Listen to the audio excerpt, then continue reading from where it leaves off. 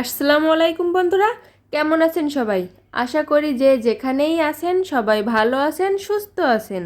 আমরাও আল্লাহর রহমতে আলহামদুলিল্লাহ ভালো আছি, সুস্থ আছি। আবারও চলে এলাম কলিজা ঠান্ডা করা একটি রেসিপি নিয়ে। প্রচণ্ড গরমে প্রাণ জুড়ানো ঠান্ডা ঠান্ডা তরমুজের শরবত আজকে আপনাদের সাথে শেয়ার করব। তো চলুন দেখে নিন শরবতের রেসিপি। প্রথমে তরমুজের খোসা ছাড়িয়ে ছোট ছোট টুকরো করে এক বাটি তরমুজ নিয়েছি। এবার তরমুজটাকে ব্লেন্ডারে দিয়ে তরমুজের রসটা বের করে নেব।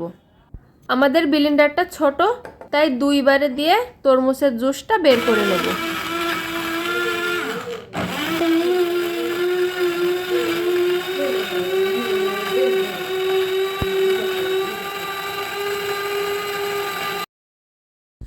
তরমুজটা খুব ভালোভাবে ব্লেন্ড করে নিয়েছি। এবার একটা ছাঁকনির সাহায্যে এটা ছেঁকে নেব।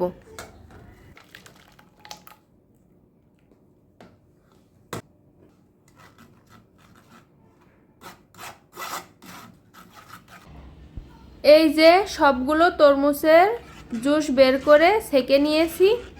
এবার এর মধ্যে দিয়ে দেব 2 টেবিল চামচ চিনি। চিনিটা বাড়িয়ে কমিয়ে দিতে পারেন, আপনাদের স্বাদ অনুযায়ী চিনিটা দিবেন। এবার দিয়ে দেব 2 ফালি লেবুর রস।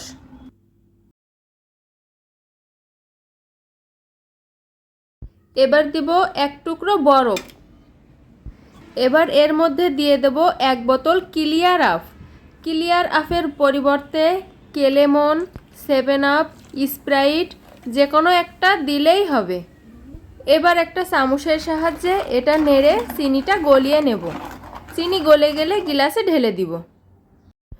এই যে প্রচণ্ড গরমে প্রাণ জোড়ানো ঠান্ডা ঠান্ডা তরমুজের শরবত এখন পুরোপুরি রেডি।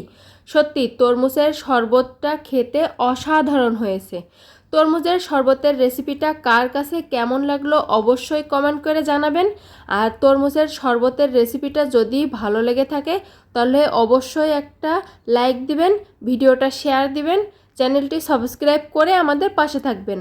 আর অলরেডি যারা আমাদের চ্যানেলটি সাবস্ক্রাইব করেছেন তাদেরকে অসংখ্য অসংখ্য ধন্যবাদ। আজকে এখানেই বিদায় নিচ্ছি। আবারও দেখা হবে নতুন কোনো ভিডিওতে। আল্লাহ হাফেজ।